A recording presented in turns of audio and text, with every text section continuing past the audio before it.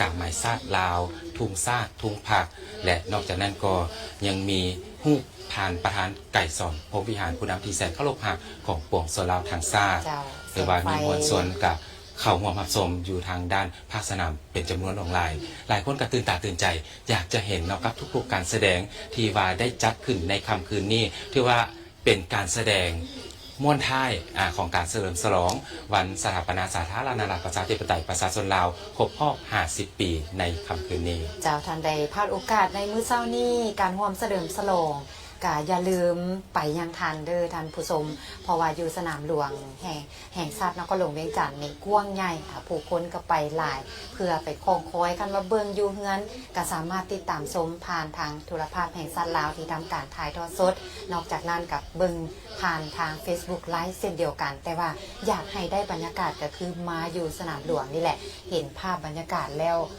มวลชนนี่เข้าไปอย่าง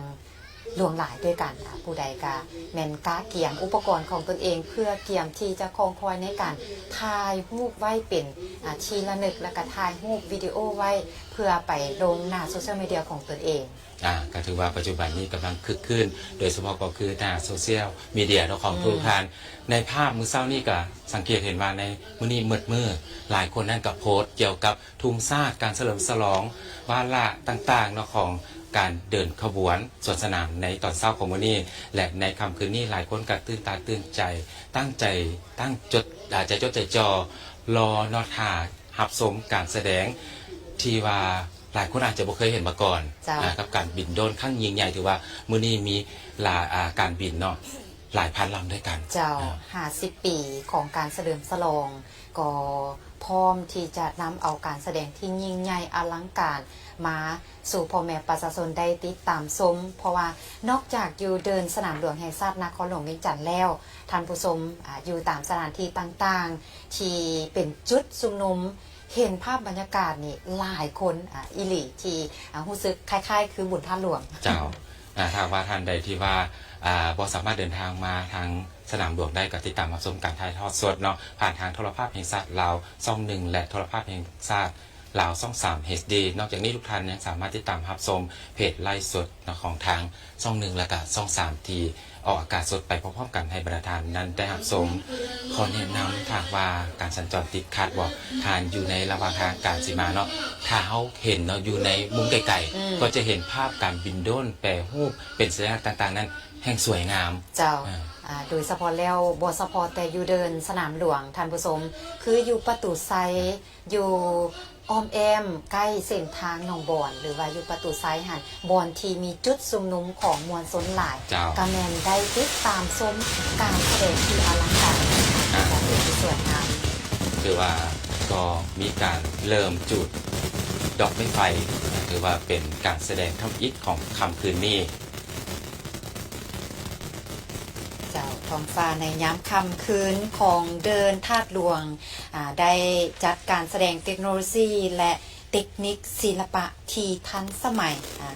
งานเฉลิมฉลองครั้งนี้นั้นกะแบ่งเป็น2จุดนั่นแหละโดยเฉพาะแล้วท่านผู้ชมที่เห็นอยู่นี่นอกจากการจูดดอกไม้ไฟที่มีความทันสมัยใหม่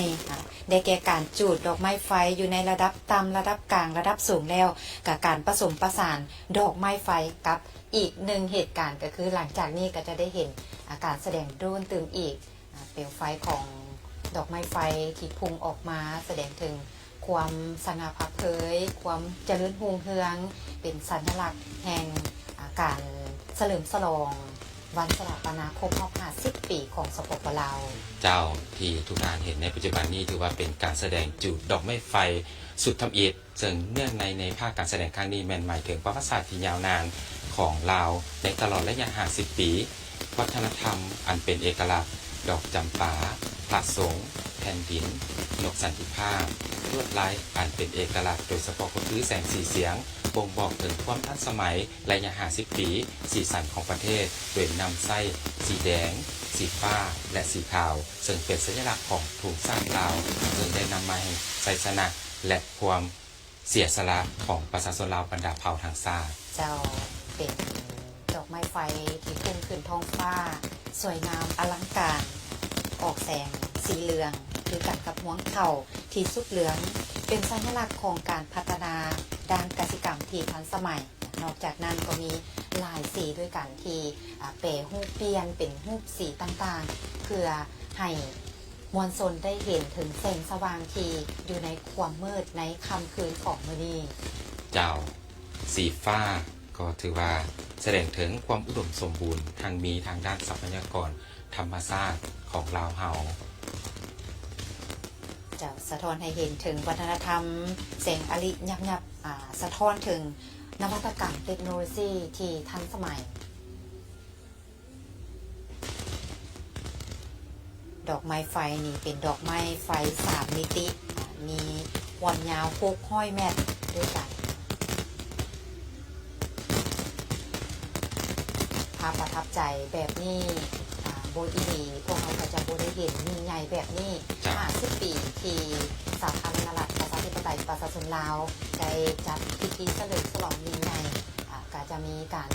ยิงดอกไม้ไฟหรือว่าจุดดอกไม้ไฟหลายรอบด้วยกัน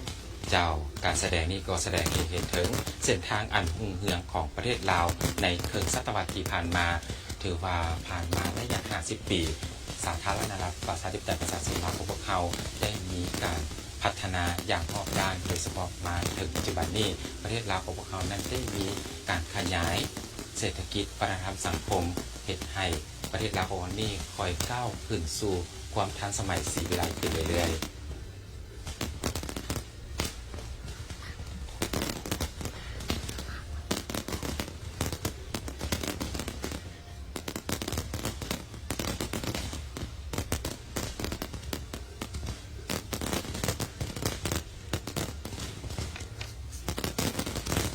เจ้า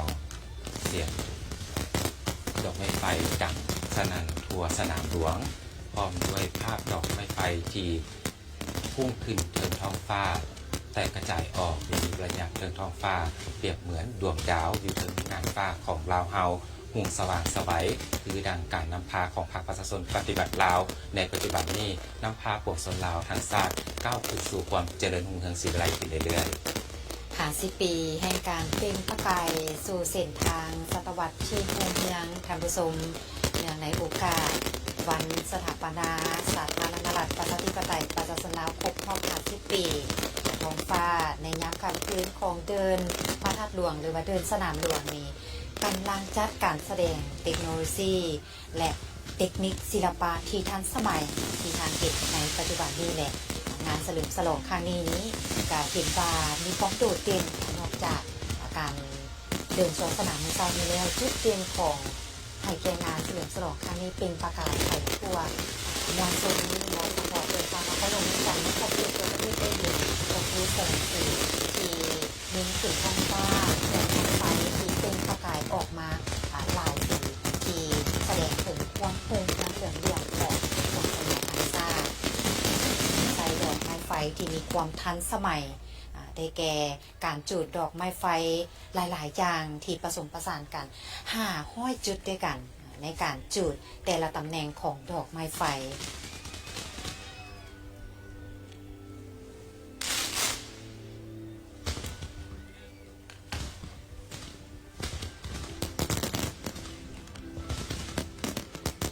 ปัจจุบันนี้กำลังทำการผลิตอย่างต่อเนื่องเพื่อแสดงให้เห็นถึงรูปภาพต่างๆโดยเฉพาะก็คือการกระจายของดอกไม้ไฟที่พุ่งขึ้นเทิงท้องฟ้าเป็นรูปสัญลักษณ์ดอกไม้ไฟหลากหลายสีสันที่นำเสนอให้ได้รับชมกันอยู่ในขณะนี้นี่เป็นเพียงส่วนหนึ่งในการเริ่มต้นจุดดอกไม้ไฟยังจะมีหลายสีสันที่คงแจ้งอยู่เดินพระธาตุหลวงหรือว่าเดินสนามหลวงแห่งชาติตื่นอีกแต่ละสีสันแต่ละรูปแบบก็ล้วนแล้วแต่บ่งบอกถึงเอกลักษณ์ความรุ่งเรืองความศิวิไลสื่อให้เห็นถึงความอุดมทางนี้การสร้างสรรค์พัฒนาที่อุดมสมบูรณ์ตลอดระยะ50 ปีของการปกปักรักษาและสร้างสรรค์พัฒนาประเทศชาติ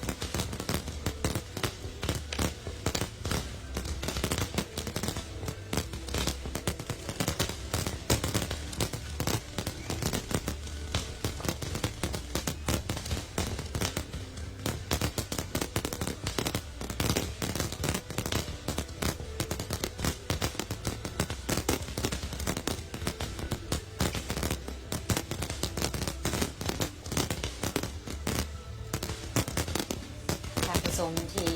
ติดตามชมการถ่ายทอดสดปัจจุบันนี้ทางใดที่บ่ได้มาเดินสนามหลวงแห่งชาติก็สามารถติดตามชมได้อยู่ทางบ้านโดยเฉพาะแล้วนอกจากติดตามชมผ่านการถ่ายทอดสดก็ยังติดตามชมผ่าน Facebook Live ของเพจโทรภาพแห่งชาติลาว21และเพจโทรภาพแห่งชาติลาว23 Tasty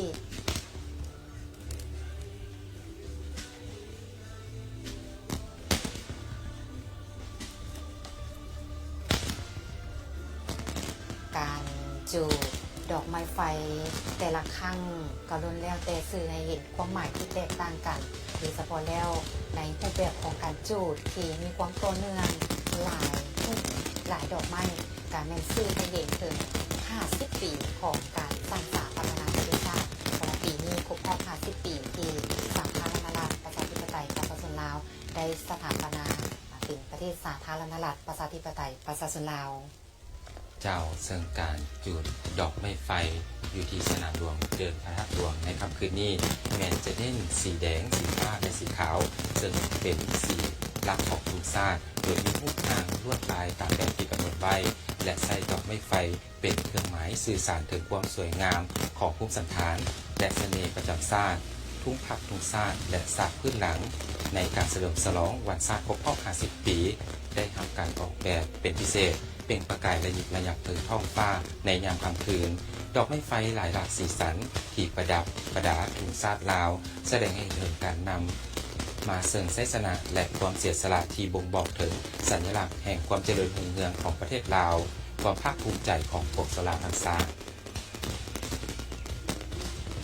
เจ้าดอกไม้ไฟที่เบ่งบานขึ้นสู่ท้องฟ้าในค่ำคืนนี้โดยผ่านระบบดิจิตอลก็คือได้ยกให้เห็นแล้วว่าสีเหลืองนี้คือกับม้วนเข้าที่สุกเหลืองเป็นสัญลักษณ์ของการพัฒนาด้านกสิกรรมที่ทันสมัยส่วนว่าสีเขียวมรกตจะหน่อยมีการเปล่งสลับซับเปลี่ยนกันไปตัวอีกกันเป็นค่ายคือกับนกยุงแสดงถึงความสำเร็จของการปกปักรักษาระบบนิเวศวิทยาและนอกจากนั้นท่านผู้ชมนั้นจะมีหลากหลายสีสันเติมเช่นว่ามีสีฟ้าค้านสีแดงซึ่งแสดงถึงการพัฒนาโครงหลังพื้นฐานนี่แหละปัจจุบันมีการเดินทางไปมาก็สะดวกสบายอยู่นครหลวงเวียงจันทร์แต่ก่อนการเดินทางใช้รถไปทางภาคเหนือกันนั้นใช้เวลาที่ชั่วโมงถึงฮอดปัจจุบันนี้มีเส้นทางรถไฟท้องจีเพียงแต่ชั่วโมงครึ่งก็สามารถไปฮอดแล้วนี่แหละแสดงถึงการปกปักรักษาการแสดงถึงการสร้างสรรค์พัฒนาประดับพื้นฐานโครงหลังต่างๆเพื่อความ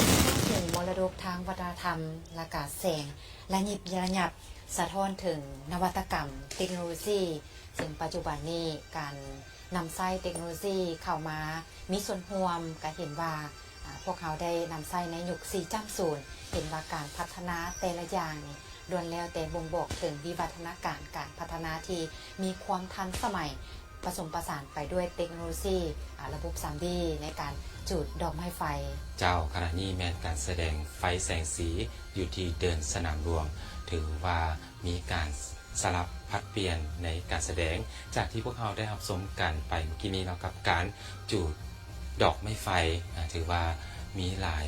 เป็นก้อนเป็นกลุ่มแต่ละกลุ่มก้อนที่จุดขึ้นถึงท้องฟ้าแม้มีความหมายและก็ความสำคัญที่แตกต่างกันแต่ล้วนแล้วแสดงให้เห็นถึงการร่วมเฉลิมฉลองวันสถาปนาสาธารณรัฐประชาธิปไตยประชาชนลาวครบรอบ50 ปีบัวเฉพาะแต่อยู่สนามหลวงเพชรอุดมโดยเฉพาะแล้วจุดใหญ่สุดแมนอยู่เดินสนามหลวงแต่ว่าอยู่จุดประตูไซก็ยังมีมวลชนที่ล่วงหลายที่ได้เบิงอยู่จุดนั้นเติมอีกเพื่อคงคอยเบิงการแสดงนอกจากจุดดอกไม้ไฟจะหน่อยอีกบ่พอเท่าใดนาทีนี้ก็จะมีการสลับสับเปลี่ยนการแสดงโดรนซึ่งหลายๆภาคส่วนหลายๆบนกันเป็นมวลชนนี่เต้าโฮมแต่ละจุดเสียดายค่ะพวกเขาบ่มีบรรยากาศแต่ละบนมาให้ทานได้เบิ่งแต่ว่าเอาเป็นศูนย์หลักก็คือเดินสนามหลวงนี่ก่อนส่วนว่าแต่ละจุดหันโทรภาพแห่งชาติก็จะมีการรายงานในภาคข่าวตื่นอีกให้ทานได้ติดตามชมเจ้าถือว่าถ้าว่าพลาดโอกาสในค่ำคืนนี้กับการติดตามรับชมทางโทรภาพแห่งชาติเราก็จะนำเสนอผ่านนั้นได้รับชมตื่นอีกบ่เฉพาะแต่การจุดบั้งไฟดอกในค่ำคืนนี้เท่านั้น กับการสวนสนามในภาคเศร้าของวันนี้ทางโทรภาพมิงซาลาวก็จะสรุปสั่งรวมและก็นำเอาภาพบรรยากาศที่น่าประทับใจนำเสนอให้บรรดาทานนั้นได้รับชมกันตื่นอีกความสวยงามความทันสมัยของเทคโนโลยีผสมประสานเข้ากันตื่นตาตื่นใจให้กับมวลชนที่กำลังติดตามชมซึ่งภาพที่ท่านเห็นเมื่อกี้นี้ก็สลับซับเปลี่ยนจากเดินพระธาตุหลวงอยู่ทางประตูไซสีสันสวยงามเส้นเดียวกันเจ้ารอทาทีมงานของพวกเราสับภาพกันปัจจุบันนี้อยู่ที่ทางประตูไซเป็นที่เรียบร้อยกับการจุดดอกไม้ไฟถือว่าเป็นอีกหนึ่งสีสันเพราะว่าการเฉลิมฉลองในครั้งนี้ยิ่งใหญ่อีหลีบ่เฉพาะจุดเดียวอยู่ที่ทางสนามหลวงอยู่ประตูไซพวกเราก็เป็นจุดใจกลางหนึ่งของนครหลวงเวียงจันทร์ซึ่งก็มีการจุดพลุเพื่อร่วมเฉลิมฉลองอย่างยิ่งใหญ่เช่นเดียวกันถือว่าท้องฟ้าในนครหลวงเวียงจันทร์หงเฮืองแจ้งสว่างไปด้วยแสงไฟไปด้วยดอกไม้ไฟที่พุ่งประกายออกมาหลายๆดอกร่วมเข้ากันอยู่นครหลวงเวียงจันทร์นี่เสื้อแนว่าประชาชนบ่เฉพาะแต่เขตอยู่ใกล้ๆหันใดอยู่ตามเขตต่างๆนี่บ่ได้ไปต่างก็ได้เห็นถึงไฟแสงสีความเรื่องความระยิบระยับที่เปล่งประกายไปฮอดแต่ละบ้านของพ่อแม่ประชาชนเติมอีกผู้ลังคนนี่อยู่ประตูไซก็จะได้วิวที่สวยงามเติมอีกแด่เพราะว่าอยู่ใกล้ๆจุดนั้นเป็นสถานที่ที่กว้างใหญ่แล้วก็คันว่าผู้ใดได้ขึ้นไปถึงประตูไซหันก็จะเห็นถึงความสวยงามที่หลากหลายเติมอีกเจ้ากว่าจะได้ภาพมุมสูงที่สวยสดงดงามมานำเสนอให้ประธานได้รับชมนี่ทีมงานถ่ายทอดสดของพวกเราก็ถือว่าได้มีการตั้งมุมกล้องอยู่จุดสูงโดยเฉพาะก็คือดาดฟ้าของสำนักงานองค์การต่างๆที่ได้มีการอนุญาตให้ขึ้นไปตั้งมุมกล้องเพื่อนำเอาภาพมุมสูงในการจุดดอกไม้ไฟให้ประธานนั้นได้รับชมเต็มรูปแบบสามารถติดตามชมได้บ่เฉพาะแต่มาจุดเดินพระธาตุหลวงจุดเดินสนามหลวงแต่ว่าอยู่เขตต่างๆมวลชนกาแมนได้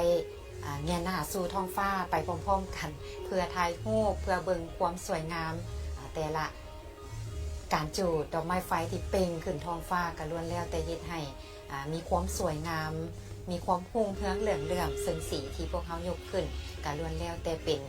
ความหมายที่สื่อให้เห็นถึงการพัฒนาซึ่งให้เห็นถึงเทคโนโลยีนวัตกรรมที่ยิ่งใหญ่อลังการ50 ปีที่พวกเราได้มาติดตามร่วมกันได้มาเห็นร่วมกันเป็นงานที่พิเศษที่ยิ่งใหญ่ที่ประชาชนคงคอยเจ้าถือว่าเป็นการจุดดอกไม้ไฟที่สื่อให้เห็นถึงเวียงจันทร์สมนาใหม่เวลาผ่านไปประเทศลาวก็มีการพัฒนาอย่างบ่หยุดยั้งและก้าวไปอย่างต่อเนื่องซึ่งแสดงออกอยู่ในสีสันของดอกไม้ไฟที่เบ่งบานถึงท้องฟ้าตลอดระยะ50 ปีที่ผ่านมาและความฝันที่มีความสุขของปวงชนชาวทั้งชาติในการเฉลิมฉลองวันสถาปนาสาธารณรัฐประชาธิปไตยประชาชนลาวครบรอบ50 ปีเจ้าแสงและเงาของดอกไม้ไฟกะแมนนำเสนอในรูปแบบที่ทันสมัยที่บ่เคยมีมาก่อนเพชรอุดมการสายแสงแสดงให้เห็นถึงความสามัคคีมิตรภาพความเจริญรุ่งเรืองและความสุขของประชาชนลาวบรรดาเผ่าอย่างบ่มีวันสิ้นสุดเจ้าท่านผู้ชมดอกไม้ไฟสีสันสดใสที่ทานเห็นปัจจุบันนี้แมนเป็นมิตรต่อสิ่งแวดล้อม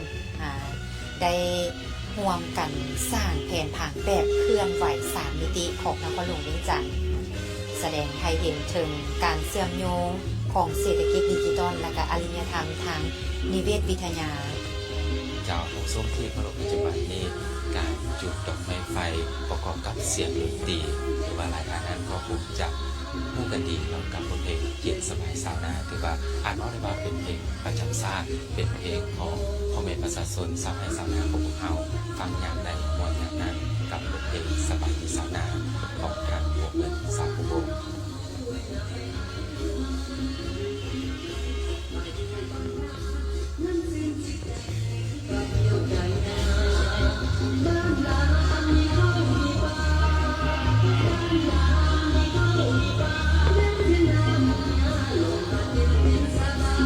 Yeah.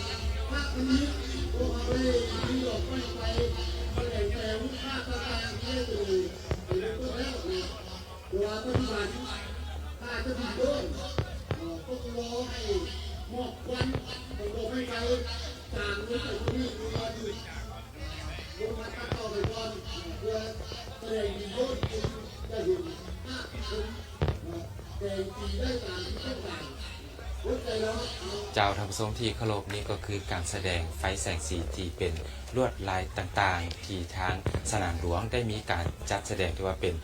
สุดที่สองกับการแสดงในค่ำคืนนี้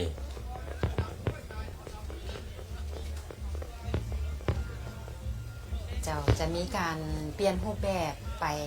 แต่ละวิวัฒน์แต่ละขบวนของการ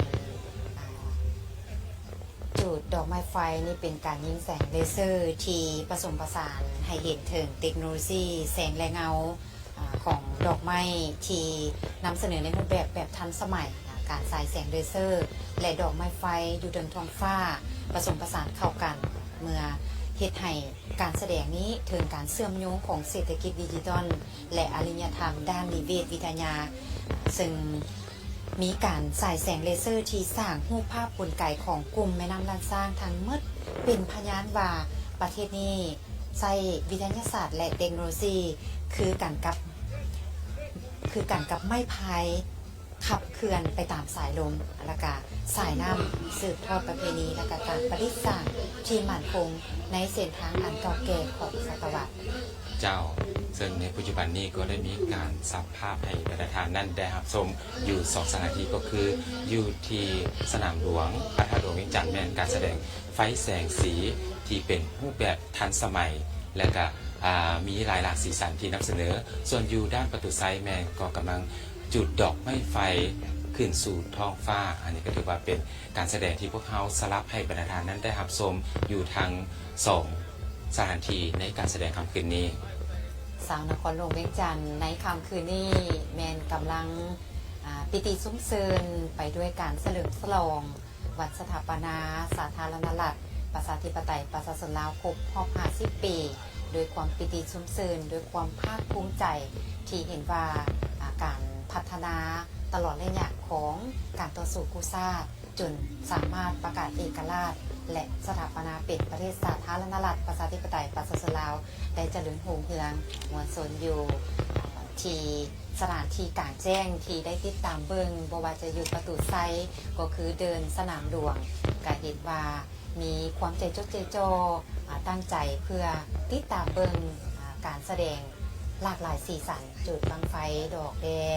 การแสดงแสงสีเสียงเจ้าถือว่าค่ำคืนนี้ประธานที่หับสมอยู่ทางบ้านหรือว่าอยู่ภาคสนามได้หับสมการจุดบั้งไฟดอกอย่างถือว่าเต็มสุดครบสุดและก็ใช้เวลายาวพอสมควรซึ่งการแสดงต่างๆก็ล้วนแล้วแต่เป็นการแสดงที่ตื่นตาตื่นใจและก็น่าประทับใจในการร่วมเฉลิมฉลองวันศาสตร์ที่2 ธันวาคมรอบ50 ปีในค่ำคืนนี้เจ้าดอกไม้ไฟนี่เป็นเครื่องหมายสื่อถึงความสวยงามของภูมิสันฐานและเสน่ห์ประจำชาติดอกไม้ไฟประสานสมทบกับเสียงโดยเฉพาะก็คือเสียงเพลงเสียงแคนลาวเสียงแคนลาวก็ถือว่าเป็นมรดกโลกทางวัฒนธรรมนามธรรมของชาติลาวเฮาในปัจจุบันนี้กับการแสดงแสงสีเสียงอยู่ที่สนามหลวงนครหลวงเวียงจันทร์ก็ถือว่าได้เริ่มมาระยะหนึ่งแล้วซึ่งทางทีมงานประภาพจากของเขาก็ได้มีการตัดภาพระหว่างประตูไซด์การแสดงอยู่ประตูไซด์และการแสดงอยู่ที่สนามหลวงให้ประธานนั้นได้หับชมสลับปัดเปลี่ยนกันเพื่อได้หับชมบรรยากาศที่น่าตื่นตาตื่นใจทั้ง2 สนาม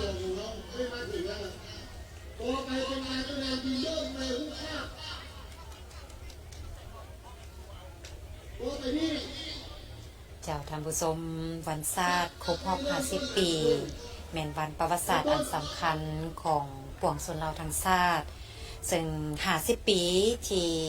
ดอกไม้เบ่งบานและดอกไม้ไฟที่เป็นสัญลักษณ์ให้แก่ความเจริญรุ่งเรืองความเข้มแข็งของประเทศลาวมวลชนก็ยังคงคอยติดตามชมการ จุดดอกไม้ไฟตื่มอีกแล้วก็โคมคอยในการแสดงโดรน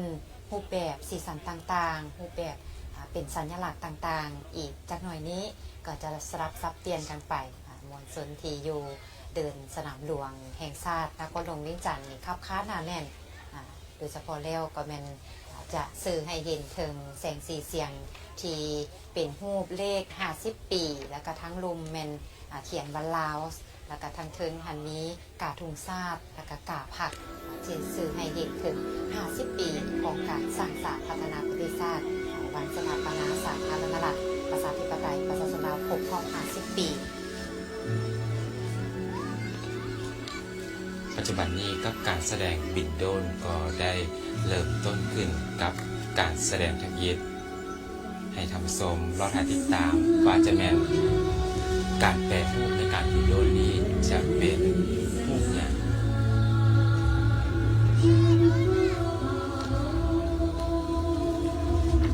ตอนนี้โดรนหลายพันลำก็กำลังทะยานขึ้นสู่ท้องฟ้าเพื่อแปลรูปสัญลักษณ์ให้ประชาชนนั้นได้รับชมเราถ่ายติดตามรับชมกันว่าการบินโดรนในการแสดงทำอิฐนี้จะเป็นสัญลักษณ์ของอย่างเจ้านี่เป็นการแสดงโดรนดวงดาวดวงจอดเครื่องบินโดรนมันโปรยแสงสีคล้ายคือกับฝนดาวตกเป็นดงกับลมมาอย่างซาซาเจ้าเราถ่ายติดตามรับชมรายชื่อนำกันว่าการบินโดรนทำอิฐแทนจะเป็นไหมสัญลักษณ์ของการบินโดรนสัญลักษณ์ประจำชาติซึ่งเครื่องหมายชาตินี้ก็เป็นสัญลักษณ์ของสปปลาวในตลอดระยะ50 ปีที่ผ่านมาภายใต้การนำพาของพรรคประชาชนปฏิบัติลาวสาธารณรัฐประชาธิปไตยประชาชนลาวก็เป็นตื่นใหญ่เข้มแข็งโดนบินขึ้นแสงไฟกว่าโดนแมนสายแสงเป็นรูปสัญลักษณ์เครื่องหมายประจำชาติลาวและสาดแสงสลัวทั่วหมดจะเป็น2 ครั้งด้วยกันผลงานของการแสดงโดรนที่แจ้งบอกให้พวกเราได้เห็นถึงสัญลักษณ์ประจำชาติเครื่องหมายชาติที่เป็นสัญลักษณ์ของสปปลาวตลอดระยะของ50 ปีการสาดแสงสลัวไปทั่วท้องฟ้ากระจายให้พวกเราได้เห็นถึงสายแสงที่เป็นรูปสัญลักษณ์เครื่องหมายเจ้าต่อมาแม่นการแสดงบินโดรนเป็นรูปธงชาติลาวและมีคำขวัญน้ำใจประชาชนที่2,000 บาทมั่นยืนนี่ถือว่าเป็นการแสดงอยู่ถึงนางฟ้าพิมพ์แผ่นดินลาวที่อยากให้พ่อแม่ประชาชนลาวบรรดาเผ่าทั้งชาติพวกผู้ว่าประเทศลาวของเขานี้ได้มีการก้าวขึ้นสู่ความทันสมัยและเจริญรุ่งเรืองสิ่งไหลขึ้นเรื่อยๆเจ้าธงชาติลาวสะบัดไปตามลมมีขอบความบินมาแต่ทางขวาอยู่กองทุงหันแล้วก็สาดแสงสลัวสีขาวทั้งหมด2 ข้างด้วยกันนำใจวันชาติที่2,000 บาทมันเมืองนี่เป็นทุ่งพักประชาชนปฏิบัติลาวที่การแสดงโดรนเป็นการหมายของทุ่งพักทางลงเขียนอักษรไว้พักประชาชนปฏิบัติลาวมันเมืองถุงผักที่สะบัดไปตามลมแล้วก็มีขอบความบินที่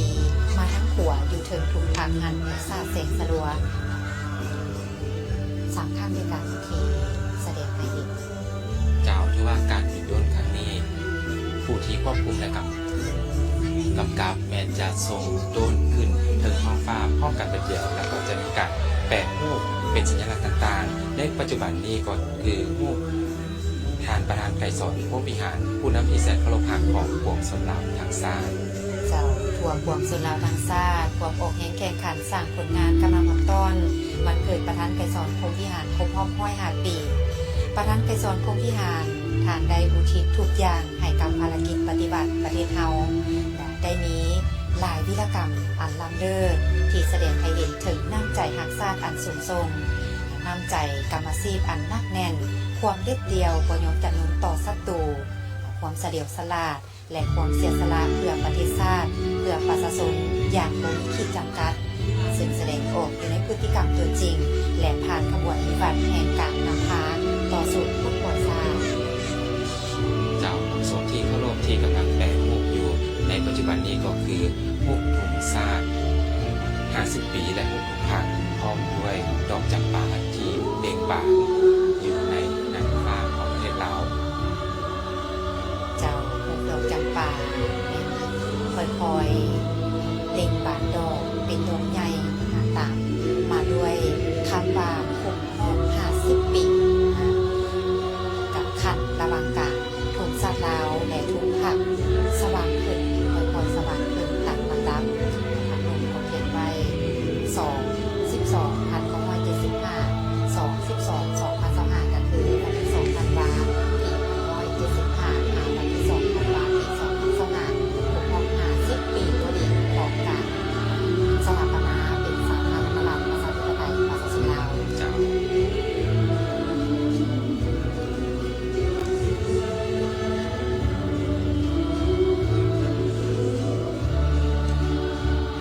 และตอนนี้โยธแต่ละลำก็กำลังจะประสานกันโดยจะแปลเป็นรูปอย่างเราพาที่ตามคำสอนของกัน ทางผู้สูงที่ตามโซนโฆษกพวกเราก็คงคอยรอท่าในการแสดงแต่ละรายการที่ตื่นตาตื่นใจตื่นดี เจ้าขอสังเกตได้เห็นคร่าวๆเนาะกับการแสดงภาพยนตร์ในรูปภาพนี้แม้พระธาตุหลวงเวียงจันทร์ซึ่งเป็นคนของกรมสมบัติรักษา พระธาตุหลวงในรูปแบบของ3D พระธาตุหลวงค่อยๆปรากฏขึ้นจากสันลุมอ่อนยอดพระธาตุหลวงที่งดงามและสง่าราศีพระธาตุหลวงเวียงจันทร์ถือว่าเป็นภูมิปัญญาสถานโบราณอันเป็นสัญลักษณ์ของประเทศลาวและเป็นมิ่งขวัญของประชาชนลาวก็คือชาวพุทธทั่วทั้งประเทศรายการที่มานครหลวงเวียงจันทร์บ่ได้มาพระธาตุหลวงก็มาถึงมาบ่ได้มานครหลวงเวียงจันทร์ เจ้าจากพระธาตุหลวงเวียงจันทร์แล้วโยมก็จะแปลสังเกตเห็นอาจจะแม่นประตูไซนะทุกว่าตั้งจุดใจกลางของนครหลวงเวียงจันทร์ เจ้าประตูไซนำมาสู่ไซสนาเป็นผู้คองคอยปรากฏขึ้น อนุสาวรีย์ประตูไซหรือสั้นๆว่าประตูไซสิ่งก่อสร้างเพื่อเป็นอนุสรณ์สถานให้แก่ไซสนาของสังคมของสงคราม และเป็นอนุสรณ์แก่ทหารในฝั่งสงครามโลกครั้งที่2ประตูไซแมนเริ่มก่อสร้างในปี1957และสำเร็จการก่อสร้างในปี1968 อนุสาวรีย์ประตูไซแมนจะมีประตูใหญ่ทั้ง4ด้านและประกอบมี7สั้นด้วยกันมีคันไดขึ้นทั้ง2ข้างที่หลายทางที่ตามสมดูอยู่ในระยะของมวลชนที่ติดตามของคอยเบิงอยู่สถานที่ประตูไซเช่นเดียวกัน เจ้า ประตูไซนอกจากจะเป็นบนที่สัญลักษณ์แล้วก็ยังเป็นบนที่พ่อแม่ประชาชนส่วนใหญ่ไปท่องเที่ยวไปถ่ายรูปไปออกกำลังกาย เจ้าขณะนี้กับรูปต่อไปกับการบินเดินครั้งนี้เป็นรูปสร้าง2 ตัวสร้างก็เป็นสัญลักษณ์ของประเทศลาวของเราในดินลาวลานสร้าง ในรูปแบบสร้างสรรค์ดีสวยงามสร้างที่แสดงขึ้นสู่ท้องฟ้าค่อยๆยก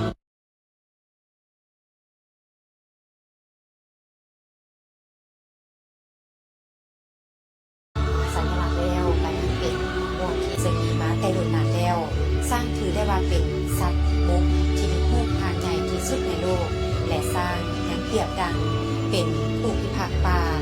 ผู้พิทักษ์ป่าเป็นส่วนสำคัญของวงจรชีวิตและระบบนิเวศพอสร้างเป็นผู้นำในการบุกเบิกเส้นทางให้แก่สัตว์ชนิดอื่นๆ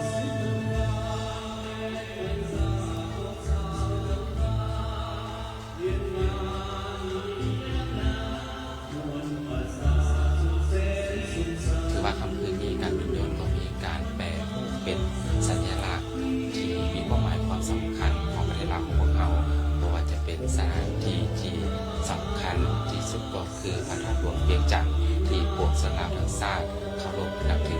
ษาได้เป็นภูมิสถานอันล้ำค่าของประชาชนลาวบรรดาเผ่าทางชาติปัจจุบันนี้กับการแปลงรูปแมน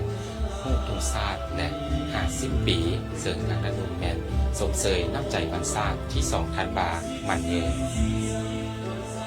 เจ้าทุงชาติบวกกับ50 ปีตัวเลขสัญลักษณ์ทางลุมเขียนว่าสมเสยน้ำใจวันชาติที่2,000 บาทมันยืนทุงชาติกับพระพุทธขึ้นอยู่เครื่องกลาง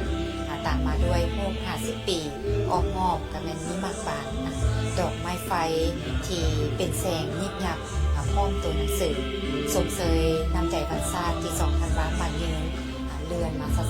ซาที่ทานเห็นปัจจุบันนี้ท่านผู้ชมที่ตามชมในการถ่ายทอดสดทางโทรภาพแห่งชาติลาวนอกจากอยู่นครหลวงจากที่มีโซนที่ตามชมและพ่อแม่ประชาชนที่ตามชมทางบ้านอยู่บรรดาแขวงต่างๆจะเป็นเด็กพ่อเพียงกัน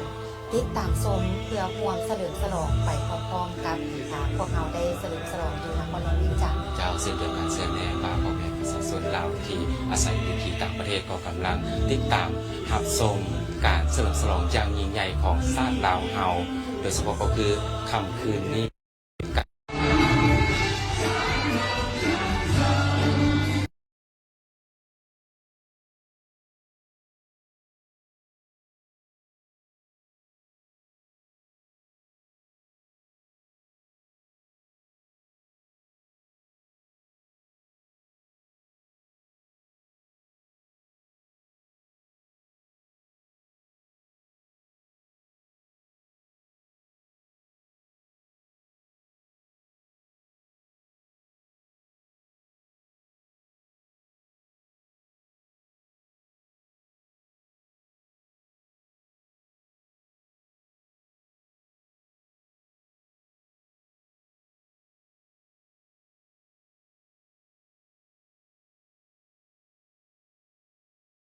ดวงดาวลุ้งจอดเครื่องบินโดรนแมนค่อยๆปล่อยแสงสีคล้ายคือกับฝุ่นดาวตกท่านผู้ชมแล้วก็ค่อยๆลงมาซา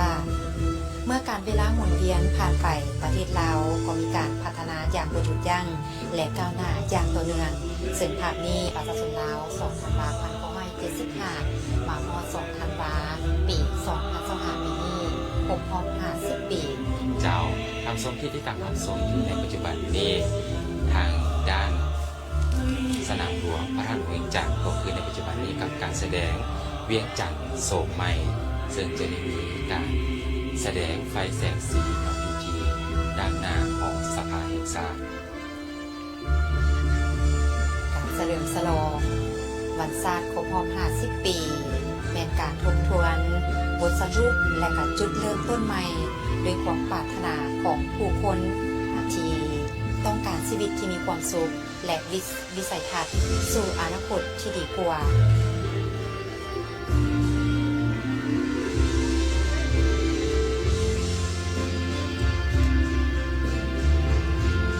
นอกจากการแสดงโดยสนามสับเปลี่ยนกันแล้ววันสงทีติดตามชมการแสดงรายการต่างๆจะมีการสลับสับเปลี่ยนคือจะมีการเล่นดอกไม้ไฟเติมอีกเจ้าซึ่งจะเป็นสุดที่3ในการแสดงของค่ำคืนนี้กับการแสดงจุดดอกไม้ไฟจะสื่อสารถึง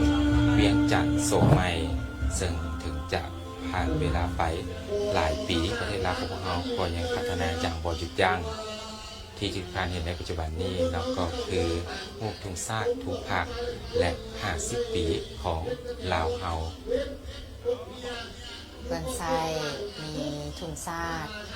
ตามด้วยทั้งการเลข50ต่อด้วยกาพักและก็ทั้งลุมแมนเขียนว่าลาวบ่งบอกให้เป็นสัญลักษณ์ให้พวกเรารู้ถึง50ลาว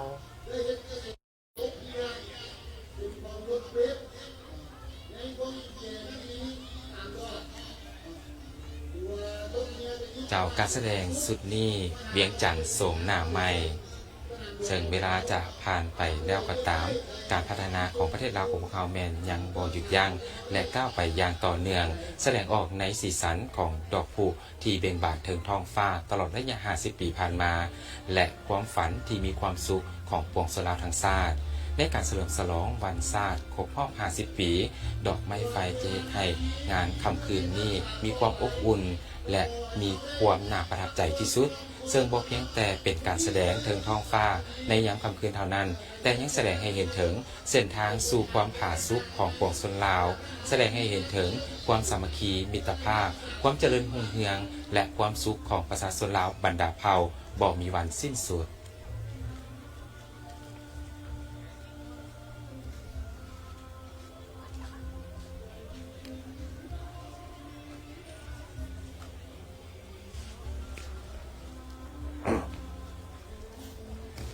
เจ้าท่านผู้ชมที่หักแพงวันชาติครบรอบ50 ปี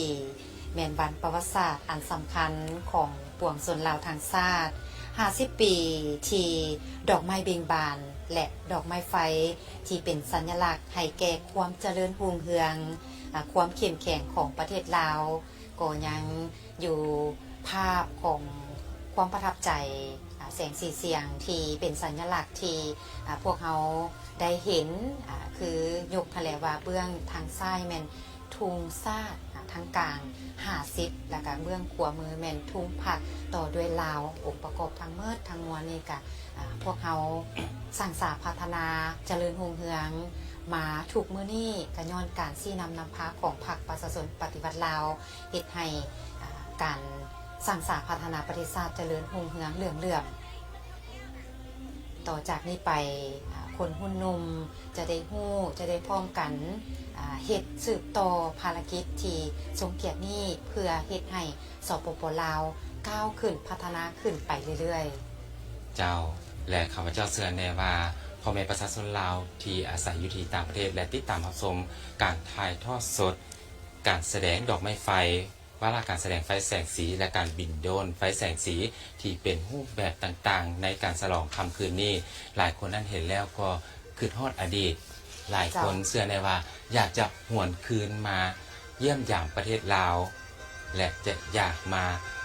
สัมผัสกับการดำรงชีวิตอยู่ที่ประเทศลาวอีกครั้งหนึ่งโดยเฉพาะก็คือผู้ที่อยู่ไกลจากชาติลาวของพวกเราเจ้าคือมื้อเช้านี้พิธีเฉลิมฉลองโฮมชุมนุมใหญ่เฉลิมฉลองวันชาติที่2ธันวาคมครบรอบ50 ปีนอกจากมวลชนชาวนครหลวงเวียงจันทน์ก็คือแขกทั้งภายในและต่างประเทศเข้ามาร่วมคนเชื้อสายลาวอยู่ต่างประเทศเพิ่นก็ได้เดินทางมาเพื่อเข้าร่วมมาได้เห็นถึงความประทับใจต่างๆมาได้เห็นถึงการพัฒนาของสาธารณรัฐประชาธิปไตยประชาชนลาวจากแต่ก่อนที่มาหาการพัฒนากันแตกต่างกันถือว่าภาพที่น่าประทับใจในตอนเศร้านี่เนาะกับการเดินขบวนศาสนาเห็นหลายทานคนต่างประเทศเนาะที่อยู่ที่ต่างประเทศและการเดินทางมาร่วมงานนำเห็นการแสดงเห็นเสียงเพลงที่หมายถึงเอกลักษณ์ของชนชาติลาวเห็นการนุ่งถือของชนชาติชนเผ่าของลาวเฮาน้ำตาซึมบางทานคือหวนทอดอดีตแล้วก็คือทอดประเทศชาติบ้านเกิดเมืองนอนการแสดงหลากหลายรายการที่สลับซับเปลี่ยนให้ท่านผู้ชมที่ติดตามชมอยู่บรรยากาศสดอยู่นอกสนามและก็ท่านผู้ชมที่ติดตามชมทางบ้านติดตามชมผ่านการถ่ายทอดสดแม่นได้เห็นหลากหลายรายการบ่ว่าจะเป็นการแสดงโดรนที่แปลงรูปเป็นเครื่องหมายชาติการแสดงแสงเงาดอกไม้ไฟสีธงชาติดอกไม้ไฟแบบเคลื่อนที่แล้วก็มีสัญลักษณ์ลาวดอกไม้ไฟรูปแบบดอกจำปาเจ้านี่ก็คือการจุดพลุสุดที่3ของค่ำคืนนี้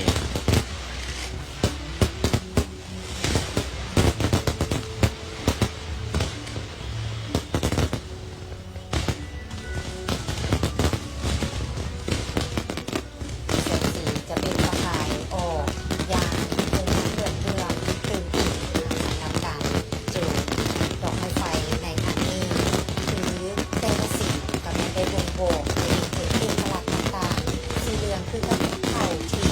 สุกเหลืองเก่ง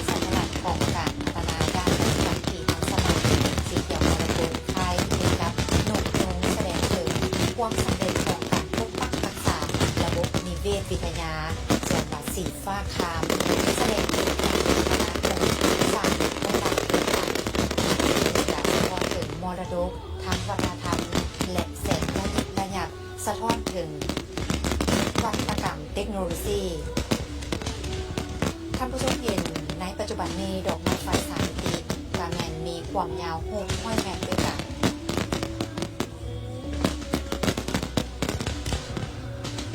แสดงให้เห็นถึงเส้นทางการเมืองของประเทศลาวในเกินศตวรรษที่ผ่านมา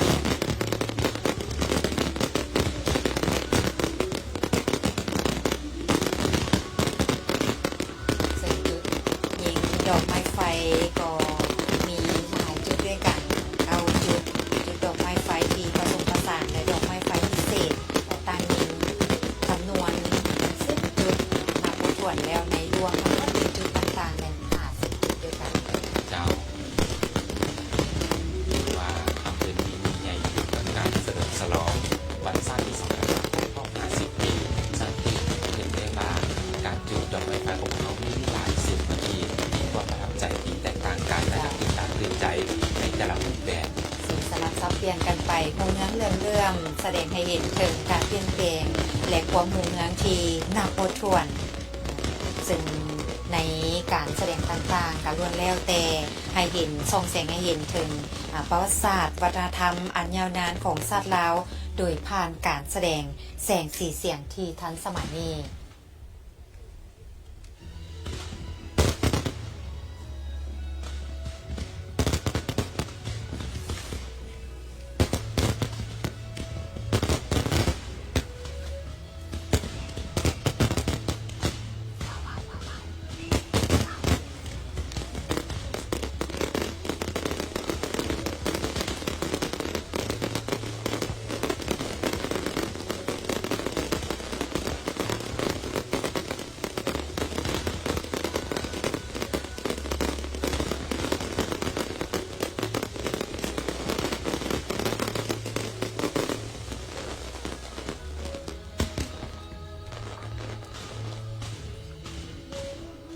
ความค่ำคืนความมืดในยามค่ำคืนของค่ำคืนเมื่อวันที่2 ธันวา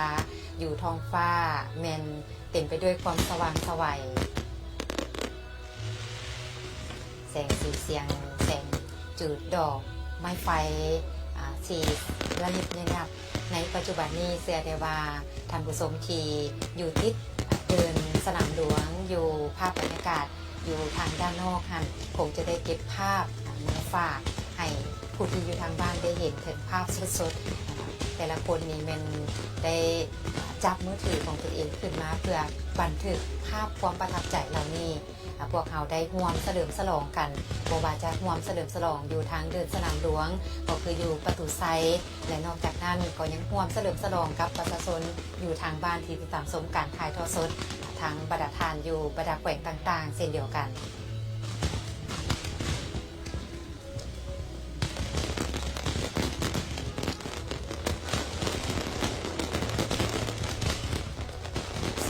ของประเทศบ่งบอกถึงเอกลักษณ์ความหูเงื้องต่างๆลวดลายตามแบบที่ได้มีการกำหนดและก็ออกแบบหรือใส่ดอกไม้ไฟนี้เป็นเครื่องหมาย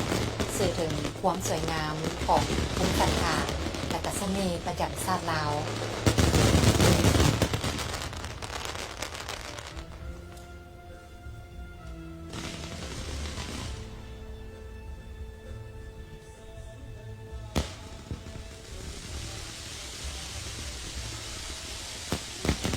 การสำหรับการจูดในหอบที่3จุดอุดมเห็นได้ถึงความหูเงื้องต่างๆซึ่งว่าทานที่ติดตามชมนอกจากผู้ชมของเขาทั้งสองที่ภาคอยู่ในห้องชมอยู่แล้วเห็นถึงความคึกคืนตื่นตาตื่นใจเป็นนี่แสดงว่ามวลชนอยู่นอกสนามอยู่ในสนามที่ติดขอบสนามเดินสนามหลวงหันแต่ยังมีความปิติตื่นเต้นเพิ่มปิติตื่นเต้นเป็นเสียงของดอกไม้ไฟที่ทอดเป็นกระต่ายและประกอบด้วยเสียงที่บ่งบอกถึงความศิวิไลซ์ความหุ่งเฮืองบ่งบอกถึง50 ปีที่พวกเราได้ร่วมเฉลิมฉลองอย่างคึกคืนด้วยความปิติสมเสริญเจ้านี่ก็แมน การแสดง 50 ปีที่ดอกไม้เบ่งบานวันชาติครบรอบ 50 ปีแม่นประวัติศาสตร์อันสำคัญของโลกสลาทางชาติที่ถือว่าเป็น 50 ปีที่ดอกไม้เบ่งบานและดอกไม้ไฟเป็นสัญลักษณ์ให้แก่ความเจริญรุ่งเรืองความเข้มแข็งของประเทศชาติรวมทั้งความสำเร็จทางด้านการพัฒนาสร้างสรรค์ประเทศชาติในตลอดระยะ 50 ปีที่ผ่านมาดอกไม้ไฟหลายชนิดมีคุณภาพสูงคือกับดอกไม้ที่สวยงามที่สุดในโลกและเบ่งบานถึงท้องฟ้าในยามค่ำคืนดอกไม้แต่ละดอกแสดงให้เห็นถึงการประกอบส่วนของประชาชนลาวบรรดาเผ่าพันธุ์ชาติในการสร้างสรรค์พัฒนาประเทศชาติเป็นการแสดงให้เห็นถึงความปรารถนาอันดีของประชาชนที่มีต่อประเทศชาติและเฉลิมฉลองวันชาติครบรอบ 50 ปีที่รุ่งเรืองของชาติลาวในตลอดถึงศตวรรษที่ผ่านมา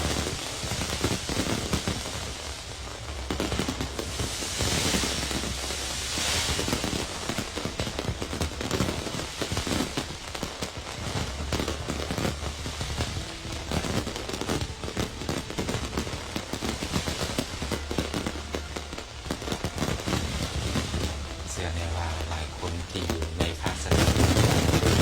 นามหลวงพระราชหลวงจันทร์หรือว่าอยู่ที่ประตูไซคงจะเงียนคอเงียนหน้าเบิงการจุดดอกไม้ไฟบนท้องฟ้าหลายคนอาจจะปวดคอ กับการติดตามเพราะว่ายิ่งใหญ่อีหลีปีนี้เป็นปีที่ครบรอบ 50 ปีคือว่าเป็นการจุดดอกไม้ไฟที่หลายที่สุดนะในระยะที่ผ่านมา พวกเราจะได้เห็นภาพที่ยิ่งใหญ่แบบนี้อีกในรอบอีก 10 ปี ครับ เพราะว่าครบรอบ 50 ปีครบรอบ 10 ปีใดนะจะมีการฉลองใหญ่คือก่อนหน้านั้นพวกเราก็เคยได้ร่วมเฉลิมฉลองกับท่านผู้ชมในการเฉลิมฉลองวันชาติที่2ธันวาคมรอบ 40 ปีก็เห็นได้ถึงความคึกคืนบรรยากาศที่ยิ่งใหญ่แต่ว่ามาเทียบใส่ปีนี้50 ปีก็ยิ่งใหญ่ไปตึงอีกยิ่งใหญ่นาทีนี้ก็มียิ่งใหญ่ด้วยความภาคภูมิใจด้วยการสร้างสรรค์พัฒนาที่เห็นได้ว่าสปป.ลาวได้เปลี่ยนโฉมหน้าใหม่ได้พัฒนาไปสู่การก้าวเข้าสู่เทคโนโลยีที่ทันสมัยการนำใส่ดอกไม้ไฟการยิงการแสดงโดรนกันไม่ล้วนแล้วแต่นำใส่เทคโนโลยีที่ผสมผสานเข้ากันให้เข้ากับยุค4.0ปัจจุบันเจ้าคำชมขณะนี้แมนการแสดงความฝันที่มีความสุขซึ่งการเฉลิมฉลองวันชาติครบรอบ 50 ปีแมนการทบทวนบทสรุปและจุดเริ่มต้นด้วยความปรารถนาของบุคคลที่ต้องการชีวิตที่มีความสุขและวิสัยทัศน์สู่อนาคตที่ดีกว่าดอกไม้ไฟ5 สีได้แสดงถึงรูปภาพที่อบอุ่นที่ถึงท้องฟ้า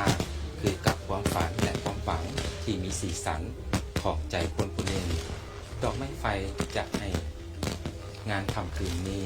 มีความอบอุ่นและรูปแบบที่น่าประทับใจที่สุดบอกเพียงแต่แสดงในเทิงท้องฟ้าในยามค่ำคืนเท่านั้นแต่ยังแสดงถึงการเดินทางข้ามใหม่ของประเทศลาวใน100 ปีและเส้นทางสู่ความผาสุกของประชาชนลาวและยังได้แสดงให้เห็นถึงความสามัคคีมิตรภาพความเจริญรุ่งเรืองและความสุขของประชาชนลาวบรรดาเผ่าพันธุ์ชาติอย่างมีความสุข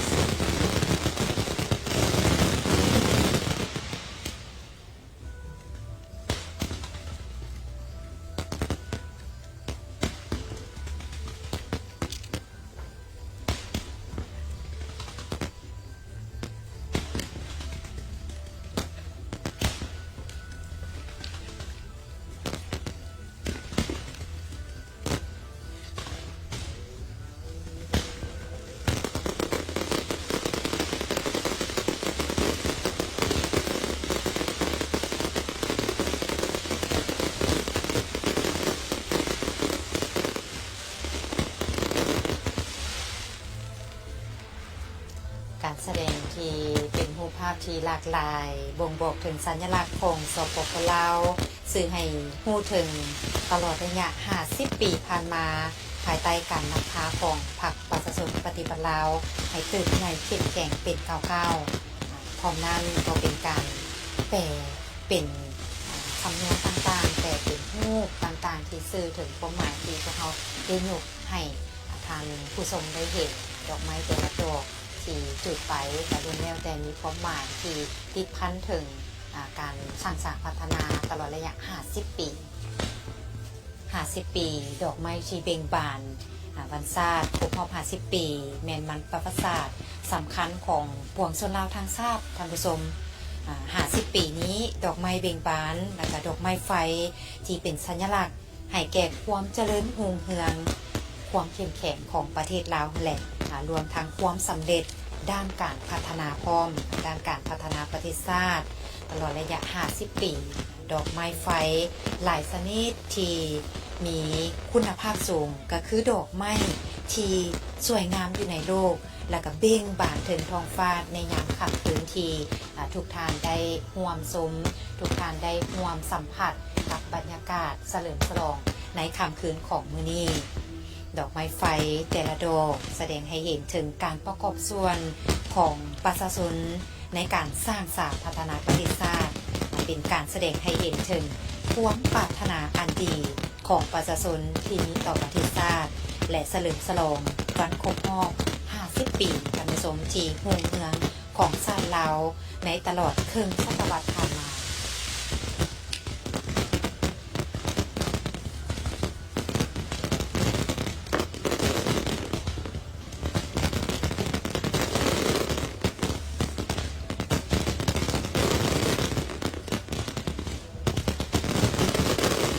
ได้เก็บภาพบรรยากาศทางยูโรหรือที่เราเรียก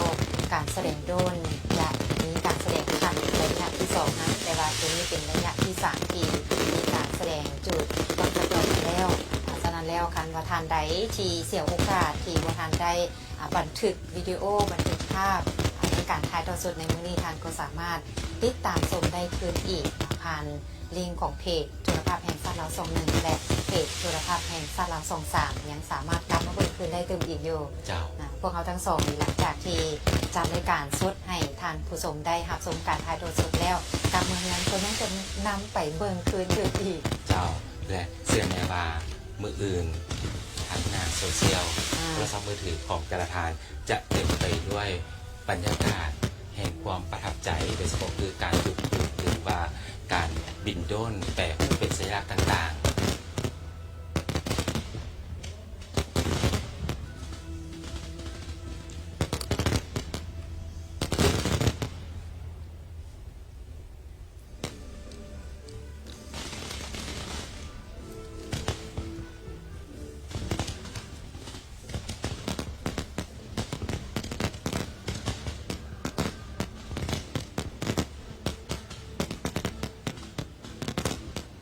ถือว่าค่ำคืนนี้พ่อแม่ประชาชนที่ไปรับชมอยู่ทางภาคสนามโดยเฉพาะก็คือสนามหลวงหรือว่าประตูไซคุ้มค่าอีหลีกับการรอคอยเห็นหลายคนมาแต่4 โมงแรงหลายคนที่กันไปตั้งเป็นกลุ่มบอดโดยเฉพาะก็คือท่านมูลาของเราปัจจุบันนี้สนใจหลายในการร่วมเฉลิมฉลองหรือว่ามีกิจกรรมสำคัญต่างๆของชาติลาวเรา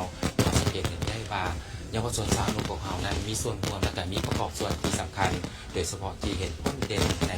ขบวนการสวนสนามในตอนเช้าของนี้ก็เห็นมีข้อต่างๆเยาวชนสาวหนุ่มนี่ก็ถือว่าเป็นอีกหนึ่งภาพบรรยากาศที่น่าประทับใจที่ว่าเยาวชนวัยรุ่นเราของเรานี่มีความห่าวหันมีความหักเสื้อแพงชาติและประกอบส่วนในวันสำคัญต่างๆของชาติเราหนึ่งในการประกอบส่วนของพวกเขาบรรดาสื่อมวลชนก็แม่นนำเอาข้อมูลข่าวสารโดยเฉพาะแล้วก็เป็นภาพบรรยากาศของงานเฉลิมฉลองพิธีโฮมเจนิใหญ่และก็เฉลิมฉลองการจุดดอกไม้ไฟการแสดงโดรนที่เป็นการเฉลิมฉลองแห่งความภาคภูมิใจความพิธีทึ่งซึ้งของประชาชนลาวทั้งชาติไซสนะที่ญาติมาได้เป็นของประชาชนเป็นของพ่อแม่ประชาชนทุกตัวหน้าที่ภายใต้การชี้นำนำพาของพรรคประชาชนปฏิบัติลาวจนมาฮอดปัจจุบันนี้ในการสร้างสรรค์พัฒนาเห็นได้ถึง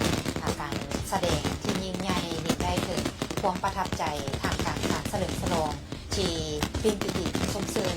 ทั่วสารทิศโดยเฉพาะแล้วก็เป็นมวลชนที่ติดตามชมและก็มวลชนที่อยู่ทางบ้านรวมถึงพ่อแม่ประชาชนอยู่ระดับแขวงต่างๆที่ติดตามชมผ่านทางโทรทัศน์แห่งชาติลาวท